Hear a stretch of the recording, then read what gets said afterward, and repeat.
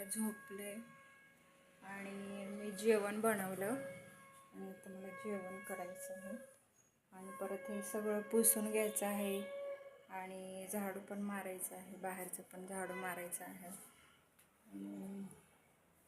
फेसबुकचे फॉलोवर वाढतच नाही, तर तुम्ही भरपूर सपोर्ट करा. फॉलोवर वाढत नाही आणि लवकर लवकर चॅनल मॉनिटाईज झालं असतं फेसबुकचं, पण तर होतच नाही. काय करायचं.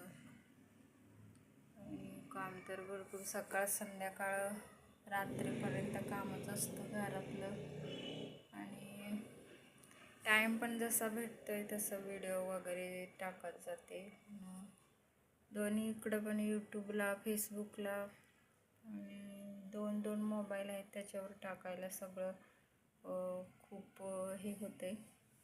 तर तुम्ही आम्हाला खूप सपोर्ट करा आणि छान छान कमेंट करा, शेअर करा. तर आता बघा, आता लाईट गेली. तर म्हणजे कालच मला सांगितलं त्याने उद्या लाईट जाणार आहे म्हणून 10 वाजता. तर आता 10 वाजता गेली तर संध्याकाळी 4 वाजता येणार आहे. मोबाईल वगैरे चार्जिंग करून ठेवलं आहे, कारण व्हिडिओ वगैरे टाकायला लागतं आणि परत बाळा मग थोड्या वेळाने जर त्याला द्यायला लागतं मोबाईल आणि नंतर मग मला राहिलेलं काम आवरायचं राहतं. कपडे भांडे सगळं करायला लागतं. तर आता तिलाच तर खूप जास्त गरमी आहे आणि पत्र्याचं वरती बघा पत्रे आहेत आणि त्या साईडला पण पत्रे लावले. तर एवढं गरम होतं ना, खूप गरम होतं. आणि हे बघा बाळ झोपलं आहे आणि खाली हे गोलं करून भिजवून फॅनकट ठेवले, म्हणजे गार हवा येते जरा.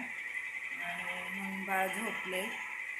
तर आता मला तर काही झोप नाही लागत एवढं गरमी.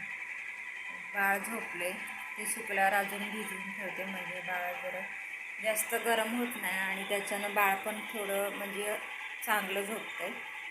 आणि असंच खूप आज जेवण पण केलं नव्हतं मी, जे शिळ चपाती वगैरे होती तीच खाली, कारण परत बनवायचं आणि आज खूप काम पण होतं मला. तर तिथं तुम्ही बघू शकता, इथे खोका मोठा होता, त्याच्यात सगळं सामान होतं बरं का. ते मी काढलं आणि जे टाकायचं होतं ते साईडला केलं आणि वापरायचं होतं ते मी ठेवून दिलं. तर लाईट गेली ती म्हणत होती 4 वाजता येणार आहे, पण आता लवकर काम झालं असेल तिकडचं, जे लाईटीचं काम होतं ते झालं असेल म्हणून बघा आली लाईट. आता लाईट आल्यावर बाळ झोपलं नाही, तर झोपलंच नव्हतं. लाईट नव्हती, तिला फॅनची सवय आहे, म्हणजे गरम पण भरपूर होतं. जर फॅन असला ना तरच झोपते, नाही तर झोपत नाही. तर असंच चाललं आहे. सकाळी मला एवढं टेन्शन आलं होतं ना, खूप टेन्शन आलं होतं. म्हणजे काय करावं असं सुचत नव्हतं, कारण बाहेर पण सगळं पसारा, पाणी नाही, प्यायचं पाणी नाही, असं खूप सारं हे झालं होतं मला. त्याच्यामुळं मग बाळाला थोडं. तर आज बघा सगळं लवकर झालं होतं, त्याच्यामुळं त्यांना नाश्ता आणि 2दा चहा पण घेतला त्यानं आणि सगळ्यांच्या आंघोळ्या वगैरे झाल्या. आणि असं लवकर जर उठलं ना तर लवकर काम होतं आहे आणि व्यवस्थितपणे सगळं काम होते. तर आता उद्यापासून तेच करणार आहे मी, कधीच उठून तिकडचं काम सगळं आवरून येणार आहे आणि त्याच्यानंतर मग राहिलेलं घरातली कामं आपली अर्ध्या तासामध्ये होतात.